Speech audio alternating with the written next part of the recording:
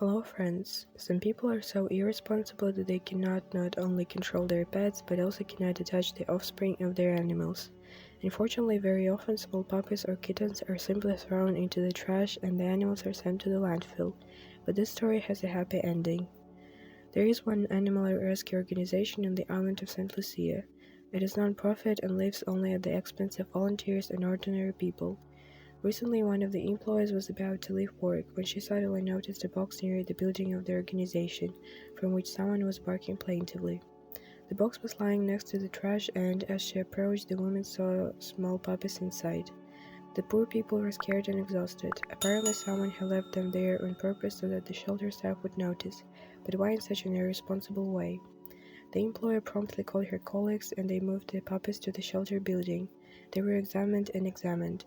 Fortunately, the puppies did not have any injuries or disease. At first, the kids were scared and stressed, but after a while, they realized that they were being helped here, and there was no reason to worry.